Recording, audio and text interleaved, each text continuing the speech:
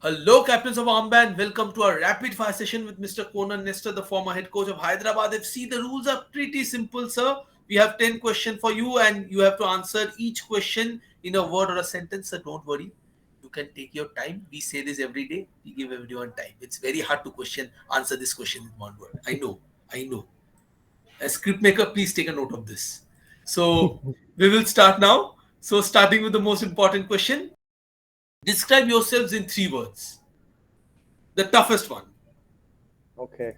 Uh, Passionate, hardworking, um, and flawed. Sir, this is the fastest anybody has answered this question. If you ask me this in retrospect, I can't answer you because I don't know where.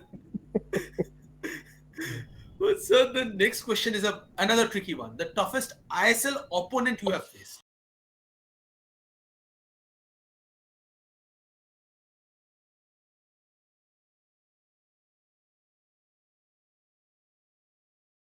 Yeah. Sorry, this is definitely not quick. I don't mean this to be a politically correct answer, but actually all of them. And I think that's the best thing about the ISL. There's no easy games in the ISL, and I think surely from a fan's perspective, that's probably the best part of it. And I won't disagree with you, sir, because it's a rapid fire. It's totally your choice to say whatever you want to, and I totally agree with you. One day you are playing with a Juan Fernando model, the next day you are facing someone as pragmatic as Scott Cooper sir has been this season. He's a very dynamic coach, but this season his Jamshedpur is a very tough nut to crack. And then you play Carlos Quadrat, East Bengal. It's totally different each week Yeah. to week. But your pre-game ritual or superstition, I have many, but I will just ask you this one. I'll share a funny one. During the 33 game unbeaten run, Hmm. there was lucky underwear that was being worn. I don't think I realized until like 5 or 6 games in that it was the same. On a match day, I had picked the same. They were washed in between games, by the way. But so by the time we got the game 33, the players had noticed. So yeah. I don't have them anymore, obviously, and if I did, I would have brought them to Hyderabad with me. As I said, sir, this superstitions are serious, man. Everybody who is listening to it, this is real, man. Real. This is for real. But again, sir, a tricky question again. Your role model. I have so many, so many. If you force me to pick one, Hmm. let's say footballing role model, I would say Arsene Wenger, just because I grew up supporting Arsenal and the football that they played was breathtaking. Yeah, Breathtaking. yeah. And even as a Liverpool fan, sir, I can't lie. Those were not our good years. We used to take solace in Arsene Wenger's performances. At least we Uh, are getting to see good football, na? Before yeah. before Rafa Benitez, there was a big void within those few years, and Arsene Wenger used to completely fill it up for us as well. One must have quality in a youth player. A very important question.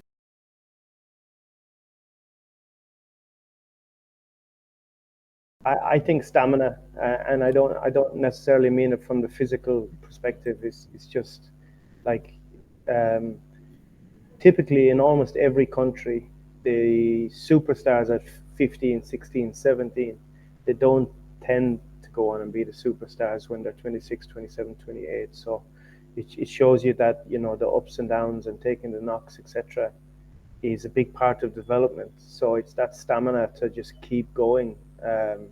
I think that's the most important thing. If you can give that to a young player, then he's got a chance.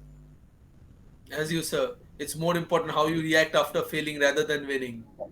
Yeah, for But sure. sir, as the next question will be a interesting one because it will be a bit introspective one because the best advice you have ever received or heard. Life short, have a good time and try to make a difference. Everyone who is listening to this, listen to this. This will help you because we are so much engulfed in our own ego, we forget that life is short and you need to enjoy it. But sir, the most challenging aspect of being a professional football coach. Um, I think when you get into season, Hmm. the people don't realize how quickly you've got to go from reviewing the last game, prepping the next game, and then into the training. So I think the most difficult thing is that they are blink decisions that you make. That it's the blink of an eye that you're making the decisions, because the time frame between the last game and the first session that prepares for the next game, and you're only going to get 4 sessions maximum. It's not big, so you can't think on it for too long.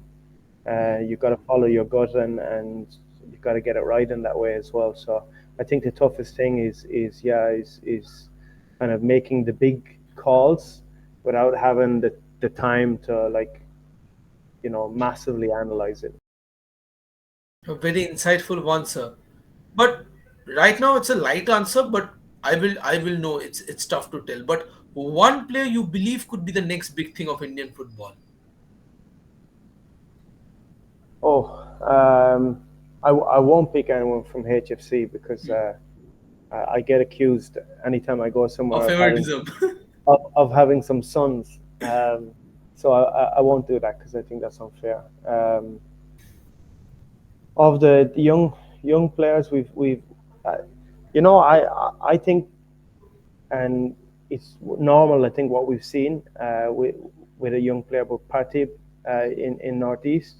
The reason I pick him is I think he's had an up and down season, by the way, but we have to accept that that's part of young players learning the game. And also, I think he has a coach that's really going to develop him 100%. So for those 2 reasons, I'll go with Parthib. And there are many Parthib fans in our channel as well. They will love to listen to this answer. But, sir, one childhood football memory that you will never forget. Well, my first big one is Ireland getting to the quarterfinals of the 1990 World Cup. So unfortunately, it shows how old I am. But yeah, Ireland through a penalty shootout beat Romania. Packy Bonner saved the penalty, and then David O'Leary scored the penalty. And I was 6 years of age, and when you walked out onto the street, it was women and children were dancing, grown men were crying, and it was like, "Well, football did this. This is amazing." So it was difficult not to fall in love with the game after that. As you said, sir, football is something that joins everyone. Sports itself is something that joins, but football as one, it's total. It's a whole in all in one package. Perseverance, ups and downs. Football can be a cinema. The last World Cup final was a perfect example of it. It was a Yeah, cinema. yeah, But and sir, and and yes, sir, yes. to lift a nation.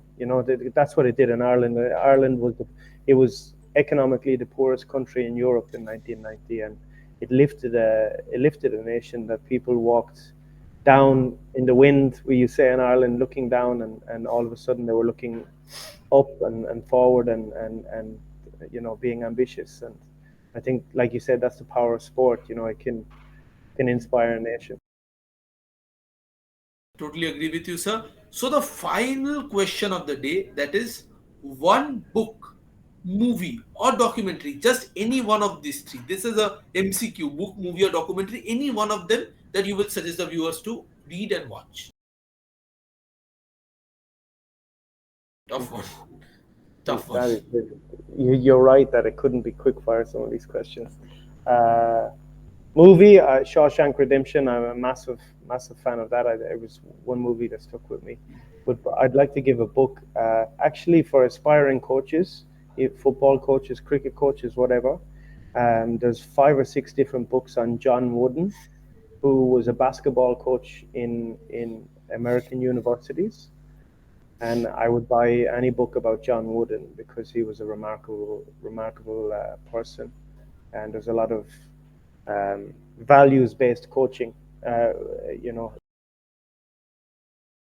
Google John Wooden, and there's many books online about him. He was special in American basketball, college basketball. You can't make signings, and you lose your best players every 4 years.